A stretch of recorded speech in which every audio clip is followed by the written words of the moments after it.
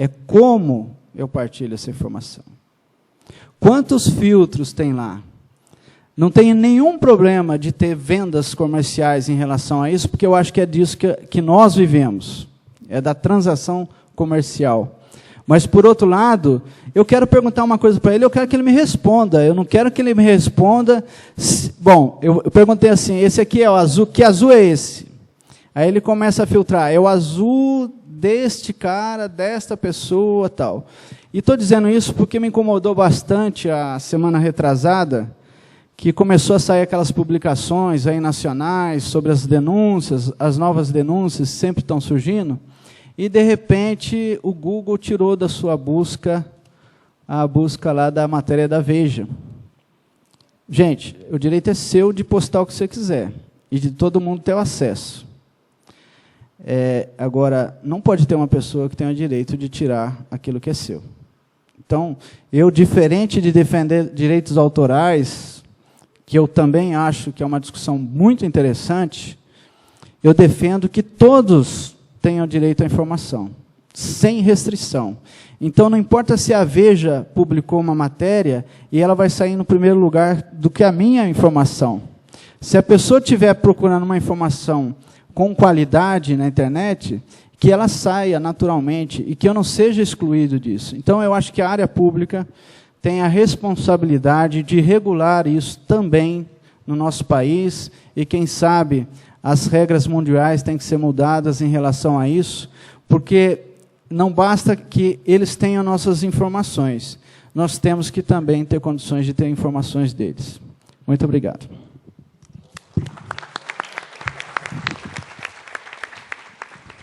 Poxa, foi tão legal com ele aqui o tempo todo, ele me chamou de careca, velho, cabelo branco. Mas faz parte. Mas é lindo, não é? Agora... Bate palma, pode bater. Pô. Minha mulher está vendo, cara, ela está no link lá. Eu estou olhando para o Sérgio ali, para o Sérgio Teles, né? Faz assim, para todo mundo ver quem é você. E eu... Dentro do que o Giacometti falou, depois todo mundo da organização me dá bronca, porque eu fico falando aqui também, né? Não é para falar muito, mas daí deixa eles darem. Ele não é mediador, é falador. Eu não sou mediador, eu estou junto com eles aqui. Falaram já que para mim, pela internet, que eu sou palestrante também. Já vamos partir para as perguntas, mas eu vejo o Sérgio ali. O Sérgio veio do Rio. A gente tem andado por esse Brasil aí afora. Vamos ter a Calçada da Fama, não esqueçam hoje, né? Depois daqui, venham atrás da gente. É muito gostoso, vocês vão saber o que é. E ele falou uma coisa interessante aqui, Rose, Winner, de esse trabalho nosso, esse movimento nosso de blogueiros, seja em se for, política, unhas, seja lá cultura, ele é bastante pesado. Assim, pesado que eu digo é um fardo que a gente carrega, porque nós não temos dinheiro, nós não temos muitos publicitários com a gente, nós não temos muito... Vamos falar o português, claro, muito significativo, não temos muito significado, muita importância. Poxa, é blogueiro, ninguém lê isso. Então, às vezes, até, vamos supor, eu vou dar um exemplo, por isso que eu falei do Serginho. O Serginho veio do Rio aqui para isso. O segundo encontro de blogueiros e redes sociais do Alto Tietê, veio do Rio. Então, às vezes, a pessoa fala, olha, eu tenho 2 compromissos, eu tenho um aniversário e eu tenho o encontro de blogueiros. Eu vou no aniversário. Porque blogueira, sei lá de internet. Eu tenho... Aí, eu não respondi isso para a televisão na entrevista de hoje, mas vou responder aqui. Muita gente que hoje, às vezes, está deixando para segundo plano, talvez não procure a mim, já sou meio velhinho, mas vai procurar talvez meu neto. Vamos ser bem transparentes e bem realistas. Mas um dia vai falar assim, puxa, eu posso falar lá no teu blog, eu sei lá. Então, é um trabalho de formiguinha, realmente. Outro dia falaram assim, poxa, quantas pessoas vão no encontro de blogueiros, né? Você fala, vai, 100 pessoas, só? Mas olha, 100, 200 pessoas no encontro de blogueiro é um auditório assim, maravilhoso. Porque é um trabalho que ainda tem muita coisa pela frente, ainda tem muito que a gente conquistar. Para conseguir um marco regulatório está difícil com o governo federal. Então, as coisas estão caminhando.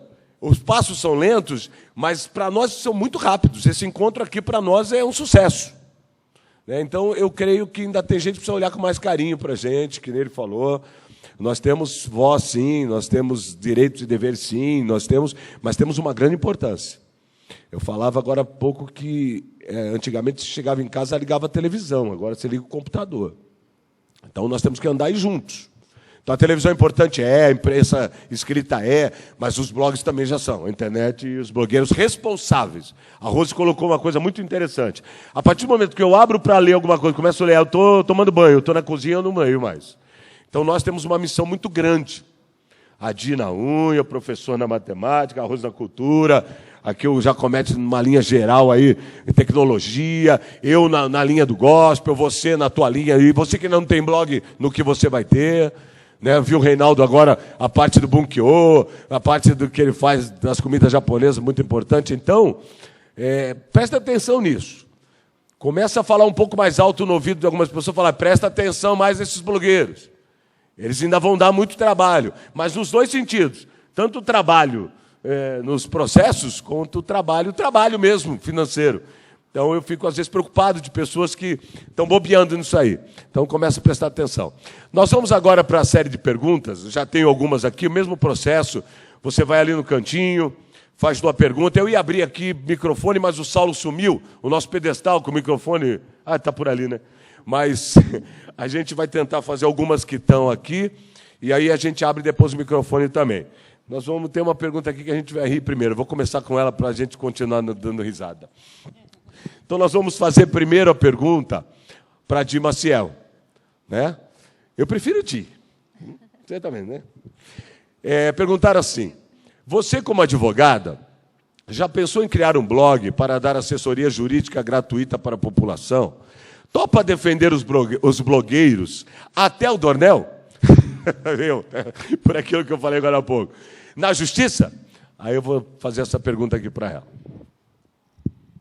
Na verdade, eu não exerço advocacia, eu sou bacharel em Direito, mas tão logo eu adquira a minha carteira da OAB, será um prazer defendê-lo, viu, Marcos? Não me dê muito trabalho, hein, por favor. Mas pode ser, né, um blog para o futuro, quem sabe, para defender os direitos da população. É um tema bastante interessante. Respondido. Não sabemos quem foi. Aqui é tudo democrático, não precisa pôr o nome na pergunta. Assim a gente não sabe quem é. Que nem aquelas pesquisas, não precisa pôr o nome. Daí a pessoa fala bastante. Aqui, agora é para o professor Wilner. Professor, como é possível dinamizar uma aula utilizando a tecnologia da informação? E, no caso específico, o blog? Bom, eu já trabalhei assim, porque na escola, enquanto na escola estadual eu tenho lousas lá que minha avó já estudou, minha avó já viu aquela lousa, né, que está lá até hoje. Na escola particular eu tenho recursos como lousa digital, por exemplo. E na minha pós-graduação, eu justamente aprendo isso. A pergunta foi bem pertinente. Por exemplo, eu vou dar uma aula sobre trigonometria, eu uso o software Régua e Compasso. E com esse software, eu posso, que nem eu fiz aqui com o PowerPoint, né? Eu posso inseri-lo no blog, toda aquela aula que eu preparei num software independente. Eu posso inserir essa aula no blog. Tá ok? Respondido. Agora uma para a Rose. O que você acha das ações e opiniões da ministra da Cultura, Ana de Holanda, em relação ao material cultural disponibilizado na internet? No caso, o impedimento do compartilhamento gratuito de músicas e outras formas de cultura.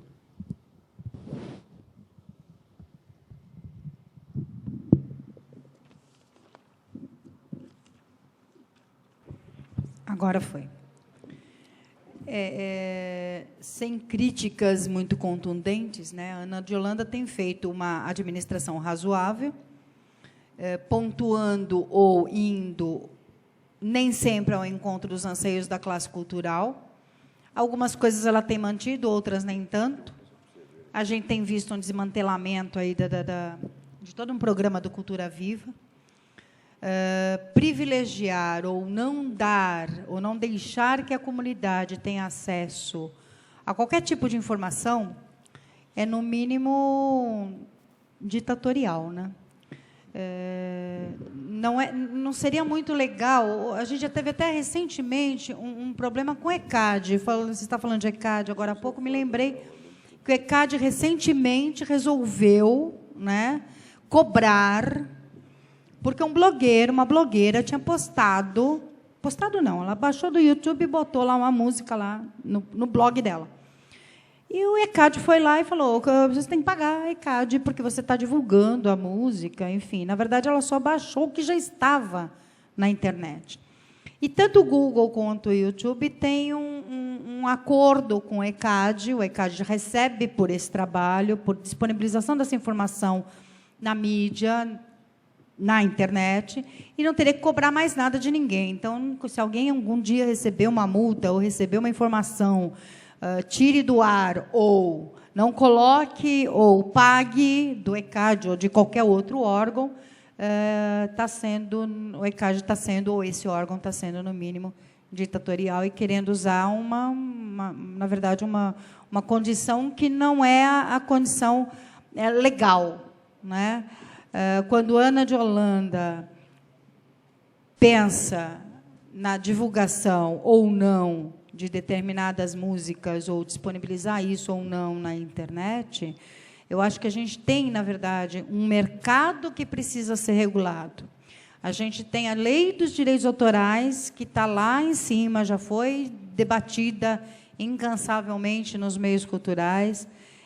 O que fazermos com os direitos autorais? Quem tem direito sobre o quê? O seu pensamento é livre, você vai disponibilizar isso no Creative Commons, ou você vai cobrar pelo seu pensamento, ou pelo que você acha, ou o que você não acha? É um livro, é uma música, é uma letra, é um trabalho? O professor aqui faz trabalhos intelectuais. Como é que ele disponibiliza isso? Ele disponibiliza divulgando aquilo que ele construiu com base em outros conhecimentos, e de forma livre para os alunos. Ele não tem cobrança, né? Eu acho que é uma discussão muito grande essa de direitos autorais, o que são direitos autorais hoje, né? A lei de direitos autorais, como a gente tem aqui no Brasil, ela só existe aqui, né? A gente não pode esquecer que tem muita gente vendendo o seu trabalho, não a sua música, na internet, né? Hoje, as bandas não vivem de vender CD, vivem de vender espetáculo, né? No espetáculo, ela vende CD também, né? Porque o pessoal vai lá, assistiu, achou legal, tem CD para vender e acaba vendendo alguma coisa. Mas que mudou, o mercado hoje é outro, né? Então, se a banda hoje, ou o músico hoje, está pensando em eu vou viver de vender CD, ele está redondamente enganado, ele está num outro mundo. Então, a internet faz com que essa informação, seja ela a música, o texto do teatro, o livro, a poesia, chegue a um número maior de pessoas. Cabe ao autor dizer se ele vai disponibilizar isso. Eu sou dono do texto. Eu escrevi o espetáculo de teatro. Como é que eu quero disponibilizar isso? Eu vou deixar isso para qualquer um baixe na internet e use isso, ou eu vou cobrar? Se eu vou cobrar, ele vai se cercar de uma legislação que hoje permite que ele faça isso. Mas direitos autorais realmente é uma coisa bem complicadinha da gente discutir, até porque a lei dos direitos autorais está tramitando lá em cima, entre Senado e Câmara Federal, para aprovação ou não, ou discussão. Já discutimos por cerca de 2, 3 anos a nova lei de direitos autorais e não se chega a conclusão nenhuma. Uma das coisas que vai mudar com a nova legislação é o poder do ECAD, graças a Deus. Isso vai mudar, né? O ECAD todo-poderoso. Eu questiono muito a posição do ECAD, porque nem ele sabe direito como é que ele cobra.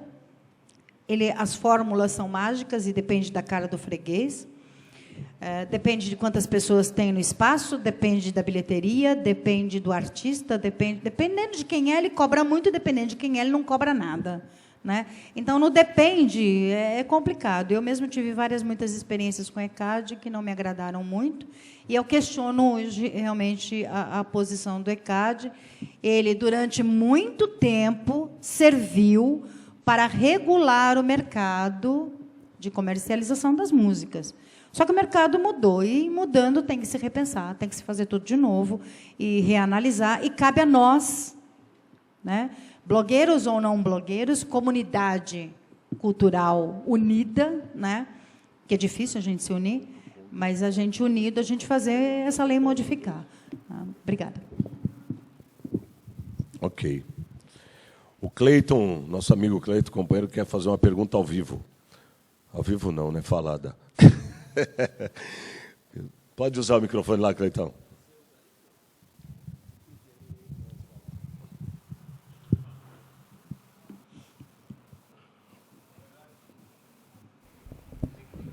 Na verdade, mais do que uma pergunta para a mesa, mas também para a mesa, uma pergunta e uma provocação para todos aqui presentes. Fico muito feliz com a presença do Marcos aqui no evento, que o Marcos é ligado à galera do software livre. Eu queria saber se tem mais alguém ligado ao software livre aqui presente. Mais uma pessoa. Isso é recorrente, a gente vê que são poucas pessoas, né? Jacomete também tem um pezinho forte, né? no software livre, né? Com o movimento software livre lá de Guarulhos. Né? Aproveito para convidar vocês para o FliSol, que vai acontecer em Guarulhos no dia 28, Festival Latino-Americano de Instalação de Software Livre. E a questão é, sempre o movimento de blogueiros e o movimento de software livre andam separados. Né? Quando você tem uma atividade de software livre, você quase não tem a presença de blogueiros. Quando você tem uma atividade de blogueiros, você quase não tem a presença de software livre. Só que os blogueiros, ou todos os ativistas digitais, precisa dos tecnólogos, precisa da galera do software livre para poder desenvolver seu trabalho, para poder se lançar em novas aventuras, em novas ações. Ao mesmo tempo, o trabalho dos produtores de tecnologia só se realiza, só se concretiza quando é apropriado pelas pessoas, pelo cidadão, pelos movimentos populares, pelos movimentos sociais. Então, a pergunta que fica para a mesa e a pergunta que fica para a plateia é: como que a gente pode fazer, que ações que a gente pode tomar para juntar esses dois mundos, para juntar os cyberativistas numa única frente em que una produtores de software, seja os tecnólogos, e as pessoas que estão a fim de atuar politicamente, de atuar economicamente, de atuar no mundo da cultura, nesse universo do cyberespaço. Obrigadão. Quem vai responder? Quem que você quer que responda? Todo mundo? Faz a outra aí. É mais para o Jacomete, né? Mas já tem mais duas para ele aqui. Eu acho que eu já vou dar as 3 perguntas numa tacada só para ele. Agora há pouco eu recebi... Eu estou aqui no Twitter, né, e outras redes, e recebi uma coisa assim: puxa, eu queria... Deixa para lá. Olha, a pergunta é do Tom Selly. O Tom é um companheiro nosso lá de Poá, ele está lá pelo Twitter vibrando. Ele já falou aqui que eu vou ter que pagar a cesta básica nessas... É assim mesmo, doutora? Diz que nessas ações eu vou ter que pagar a cesta básica. Mas tá bom, não tem problema. Eu faço serviço comunitário, faço qualquer coisa, não tem problema. O Tom perguntou assim: fim do Mega Upload, sopa e pipa, tem de tudo na internet. Nos Estados Unidos, censurando a web, o que esperar? Aí ele diz: a Veja já começou a redigir o PL por aqui? Então, essa é uma pergunta, né? Pode fazer de uma tacada só todas? Então, fim do Mega Upload, pipa, sopa nos Estados Unidos e a Veja por aqui. Não é Veja, é Oia, né?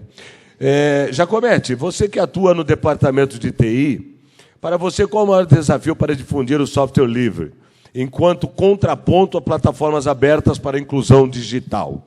E mais a pergunta do Cleiton. Bom, eu quero pedir licença a vocês, está na hora de encerrar, tá bom? Seja breve.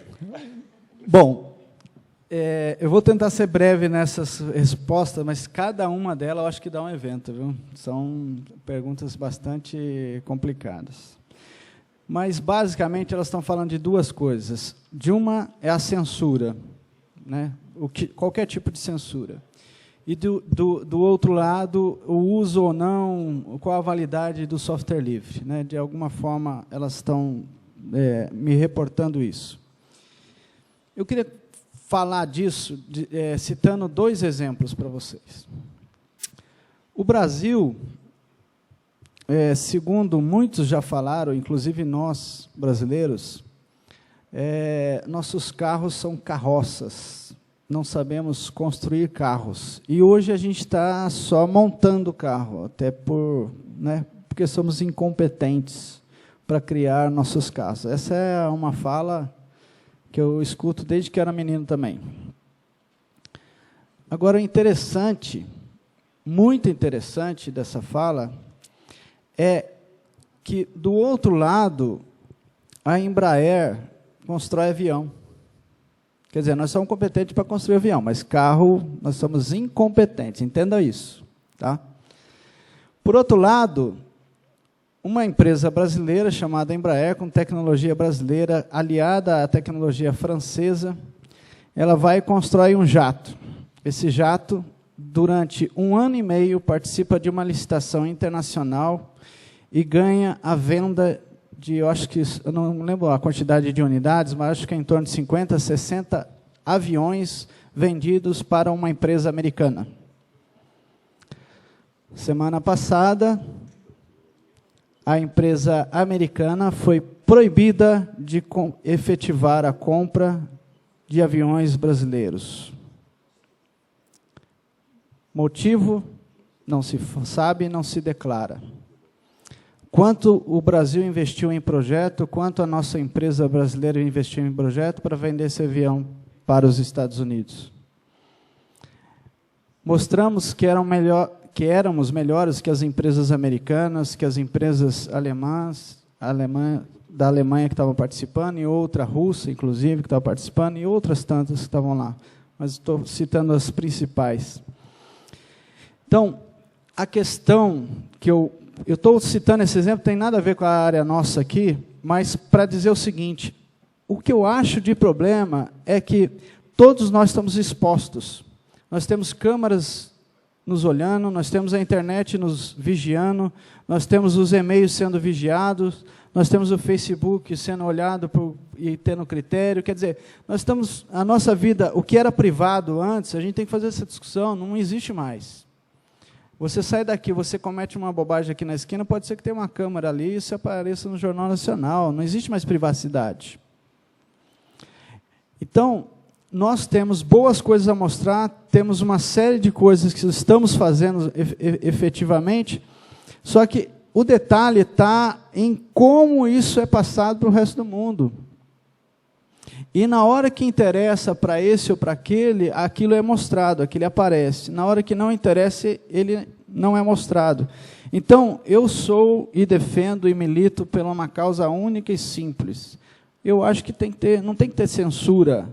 Tem que ter censura, como já foi falado de manhã aqui, censura etária, censura de alguns temas na internet que precisam ser censurados. Isso é um tipo de censura que eu defendo.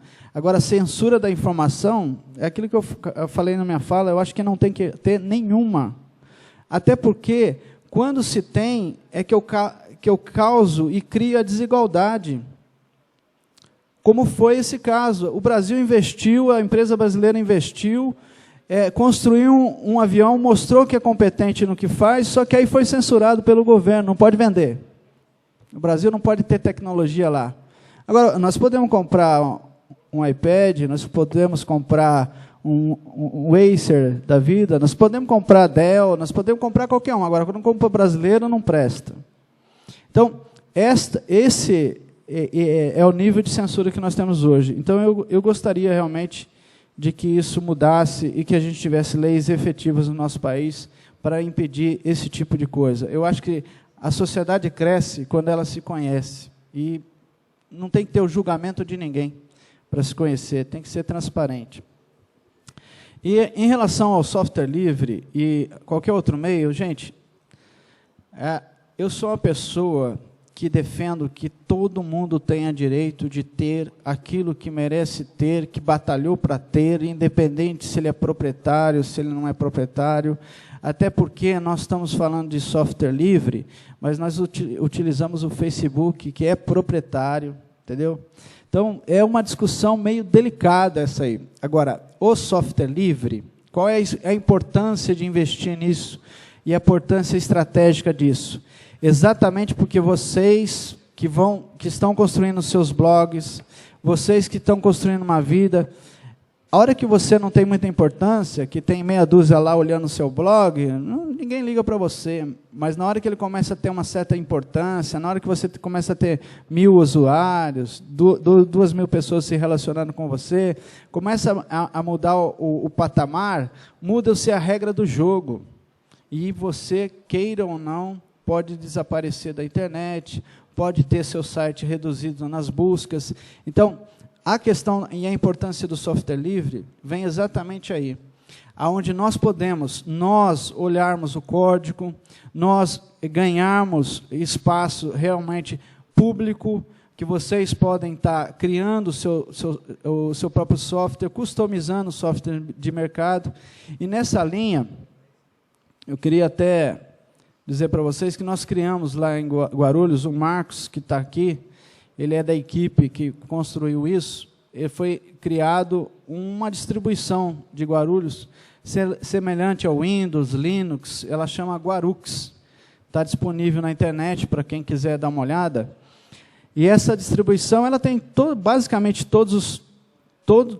primeiro, 100% dos softwares são livres, que estão embarcados nela. Nativamente, ela tem uma série de jogos para a educação infantil, para a educação na área... todo o projeto educativo do MEC está lá. Nós temos agora o projeto desse mês. A cada 3 meses nós lançamos um desafio para software livre. E esse caso, dessa vez, nós estamos construindo um software para autistas, né, para que os autistas consigam se interagir com a sociedade, consigam se interagir um pouco com o jogo.